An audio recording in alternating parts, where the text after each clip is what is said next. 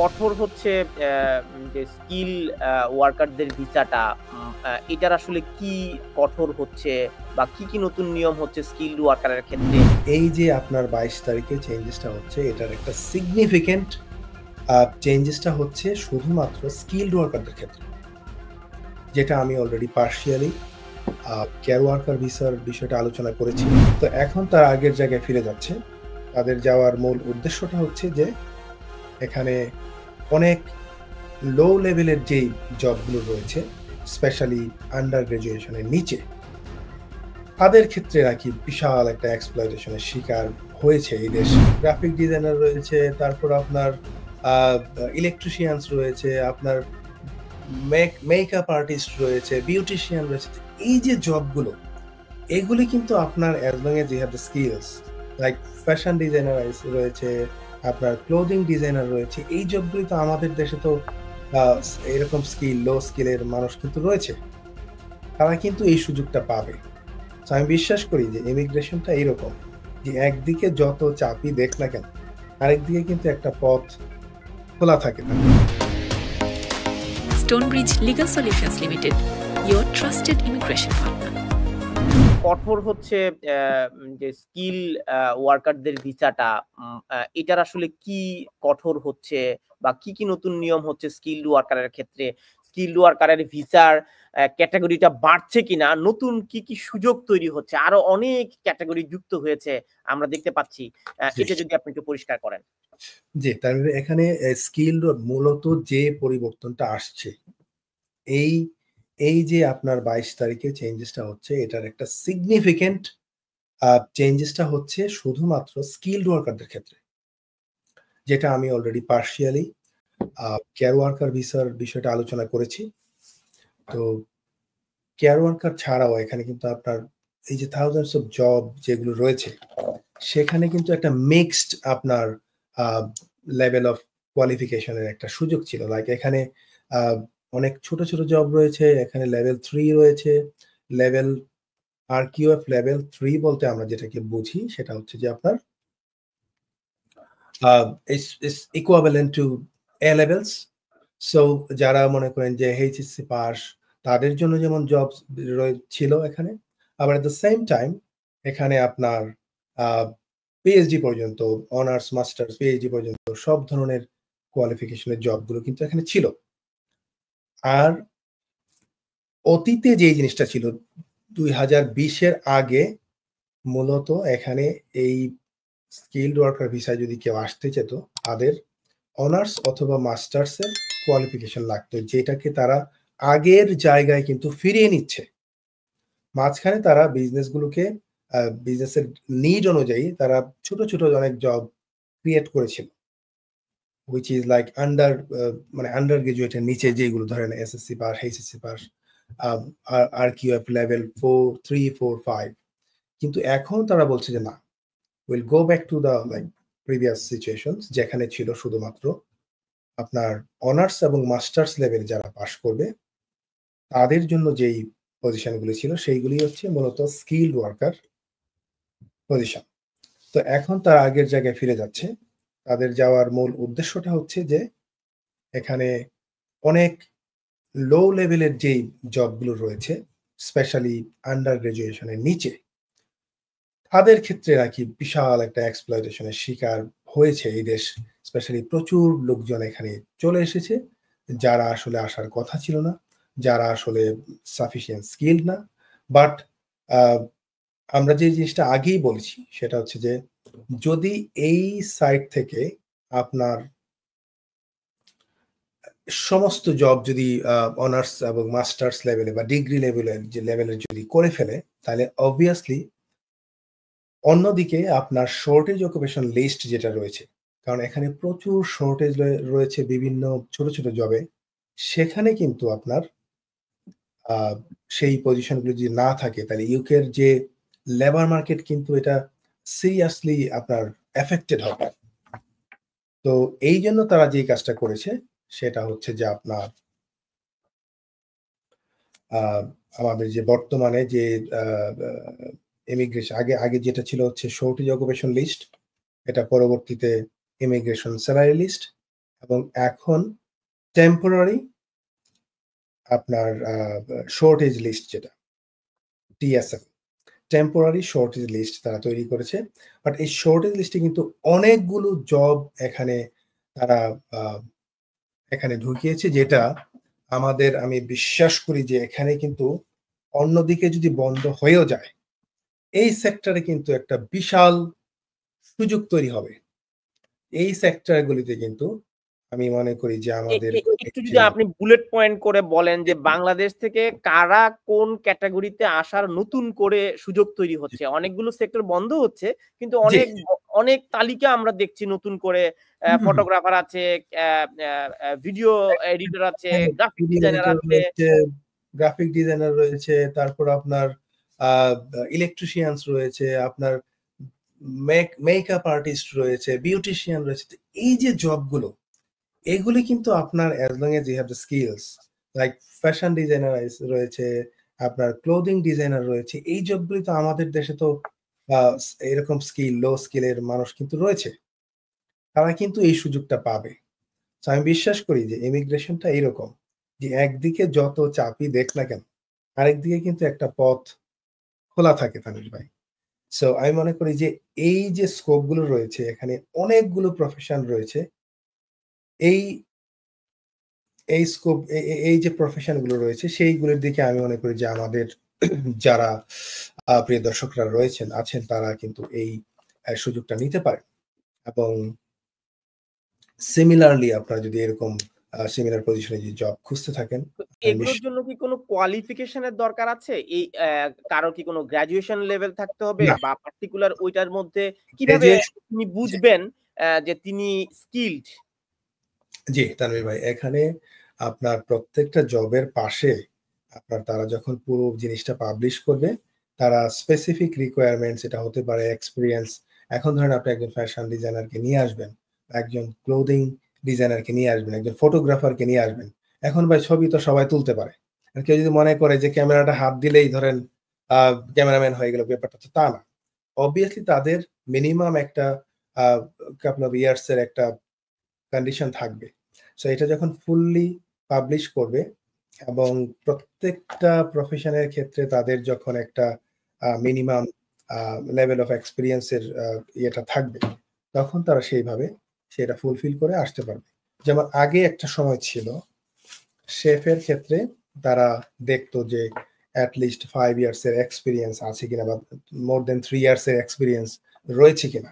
তো এখন অবভিয়াসলি এই জিনিসগুলি তাদেরকে ফুলফিল করতে হবে। তো এখন অনেকগুলো প্রফেশন রয়েছে এখানে। আপনার মনে করেন electrician, obviously you must have at least minimum training বা সার্টিফিকেট, সেই জিনিসগুলি তো থাকতেই হবে।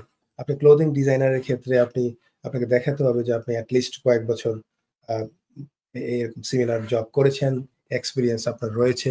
সো আমি যেটা বিশ্বাস করি তানভীর, সেটা হচ্ছে যে একদিকে যেমন ইমিগ্রেশন টাইট হচ্ছে, আমি মনে করি যে প্রফেশন গুলো রয়েছে ওই এখন টেম্পোরারি শর্টেজ অকুপেশন লিস্টের মধ্যে অনেকগুলো প্রফেশন আছে। বিল্ডার্স এর ক্ষেত্রে আপনি দেখবেন হিউজ। আপনি একটু বড় করে প্রিয় দর্শকদেরকে দেখান। এখানে আমি কয়েকটা পেয়েছি, দর্শকদের যদি একটু পড়ে শোনাই।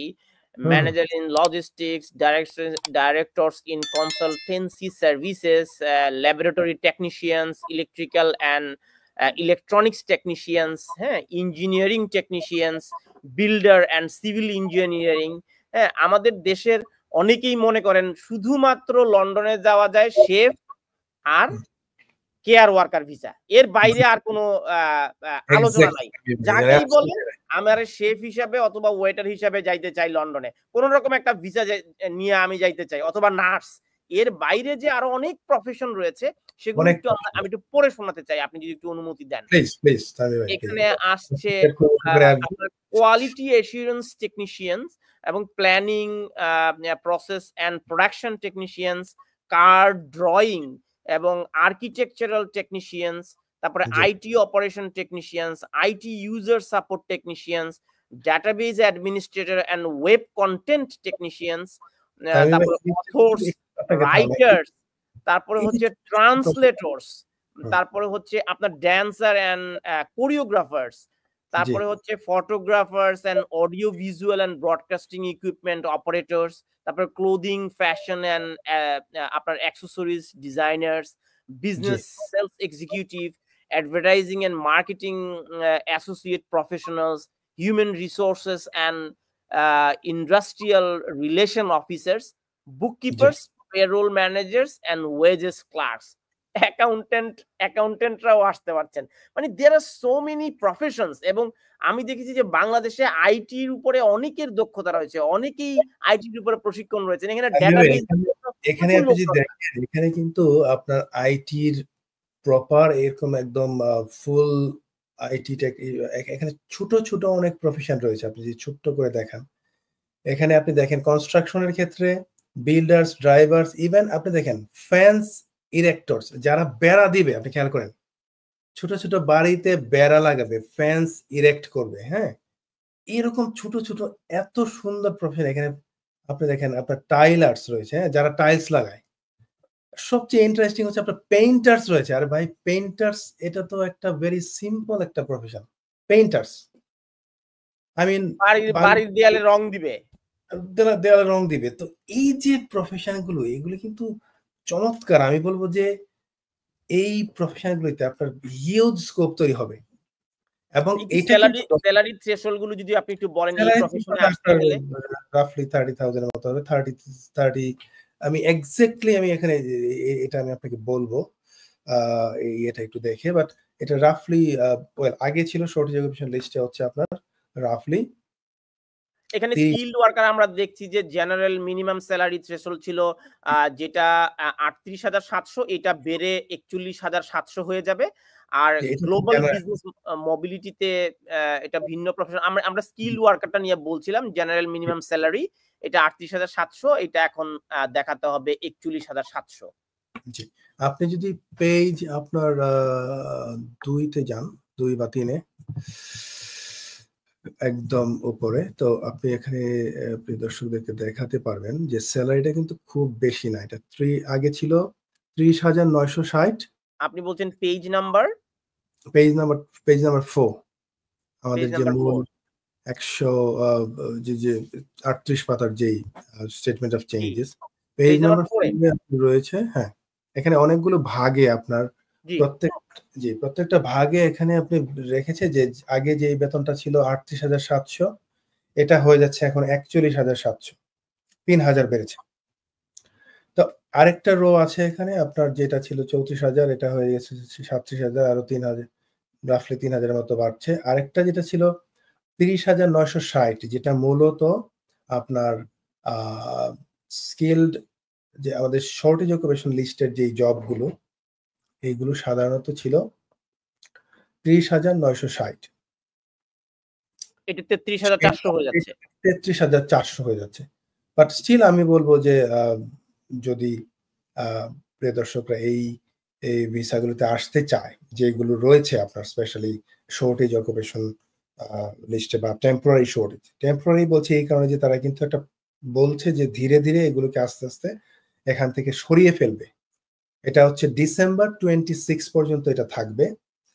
বাট এখানে সবচেয়ে উল্লেখযোগ্য তানভীর ভাই যে বিষয়টা আলোচনা না করলেই নয়, সেটা হচ্ছে যে আপনি পুরো যে এই বিষয়টাকে আমাদের কমিউনিটি যেভাবে সরাসরি এফেক্টেড হবে। আপনি জানেন যে এখানে 12-14 হাজার রেস্টুরেন্ট রয়েছে। এই রেস্টুরেন্ট বিজনেসের জন্য আমাদের এই যে শেফ এবং আপনার যারা রেস্টুরেন্ট ম্যানেজার রয়েছে, তো এই পজিশনগুলিকে কিন্তু তারা এখানে রাখে না।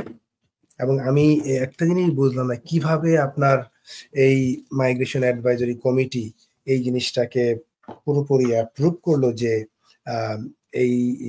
এই ভিসা এই যে চেঞ্জেস আছে, এই চেঞ্জেসের কারণে কোনো প্রকার বিজনেস বা কোনো প্রকার চ্যারিটি বা ভলেন্টারি বডিজ কোনোভাবেই এফেক্টেড হবে না। মানে এটা কিভাবে বললো? বিকজ আপনি দেখেন এই দেশে আপনার শেফ কিন্তু সবসময় একটা শর্টেজ অকুপেশন লিস্টে ছিল। আপনার এই যে কুলিনারি ইন্ডাস্ট্রি আপনি কিভাবে চলবে? আপনার শেফের অভাবে যদি আপনার একটা বহুবার ওনারা এখানে কারি ইন্ডাস্ট্রির সাথে যারা জড়িত তারা আবেদন করেছেন বা তারা লবিং করছেন, এটা দীর্ঘদিন ধরে লবিং করছেন। তারা বলছে এখানে শেফদেরকে ট্রেনিং দাও, এখানের জন্ম নেওয়া ছেলে মেয়েদেরকে ট্রেনিং দাও, কিন্তু এখানে জন্ম নেওয়া ছেলে মেয়েরা তার রেস্টুরেন্টে কাজ করতে চায় না, তারা অক্সফোর্ড কেমব্রিজে পড়ে তারা আপনার মতো ব্যারিস্টার হইতে চায়। না অফকোর্স এখানে আমি আরেকটা জিনিস বলতে চাচ্ছি যে শেফের কিন্তু একটা ভালো আপনি জানেন কিনা এখানে শেফের যে স্যালারি রেঞ্জ, আমি অনেক বড় বড় রেস্টুরেন্টে দেখেছি যে আপনারা ব্যারিস্টার সলিসিটররা হয়তো এত বেতন পায় না। ভালো ভালো রেস্টুরেন্টে যে শেফের যে বেতন। আবার এই দেশের সবচেয়ে বড় সেলিব্রিটি গর্ডন রামজি, তিনি একজন শেফ। তো আমরা মনে হয় আমাদের কমিউনিটির শেফদের সম্মানের জায়গাটা আমরা তৈরি করতে পারি নাই। বিষয়টা কি এরকম? আরেকটা বিষয় হচ্ছে দেখেন, এই যে আপনার যে কারি ইন্ডাস্ট্রি, আপনার অবভিয়াসলি আমাদের কারি ইন্ডাস্ট্রিজ অনেক লিডাররা রয়েছে আপনার পরিচিত। তো এই যে বিষয়টা তাদেরকে কিন্তু দে মাস্ট অ্যাক্ট মানে সুইফটলি, কারণ হচ্ছে যে ইন্ডাস্ট্রি বাঁচাতে চাইলে আগে আপনার ইয়েতে ছিল না, শর্টেজ অকুপেশন লিস্টে প্রথমে ছিল, সেখান থেকে সরিয়ে নরমাল লিস্টে রেখেছে, বেতন একটু বেশি ছিল। এখন তো জবের মধ্যেই নাই। Just think about it. আপনি কি বলছেন যে নতুন শর্টেজ অকুপেশন লিস্টেও কারি ইন্ডাস্ট্রির সাথে রিলেটেড কোনো প্রফেশন নাই? নাই, আপনার মূল লিস্টে তো নাই। মূল লিস্ট তো নাই বিকজ অফ তারা বলছে যে তাদের মিনিমাম হচ্ছে আপনার গ্রাজুয়েশন লেভেলে থাকতে হবে। তো একটা শেফের গ্রাজুয়েশন কেন করতে হবে ভাই? As long as they know how to cook. তারা যদি জানে যে আমি কিভাবে আমার ওরা এই যে ব্রিটেনের ফুটবল কোচও তো গ্রাজুয়েশন করা লাগে না। এক্স্যাক্টলি। তো এই যে বিষয়টা আমার কাছে মনে হচ্ছে যে এই জিনিসটা মাস্ট রিভিউ ইট। স্পেশালি এটা একটা হিউজ ইন্ডাস্ট্রি, এখানে আপনার শেফ ছাড়া বা অন্যান্য যে প্রফেশন গুলো রয়েছে এদের সাথে জড়িত রেলিভেন্ট, এইগুলিকে মাস্ট ইনক্লুড করতে হবে। আদারওয়াইজ এটা কিন্তু একটা সিরিয়াস আপনার বিপাকে পড়বে, স্পেশালি এই বিজনেস গুলো। কারণ তাদের কারি শিল্পের প্রতিনিধিত্বকারী সংগঠনের নেতারা এটি নিয়ে কাজ করবেন। আমরা নিশ্চয়ই তাদের সাথে পরবর্তীতে কথা বলবো।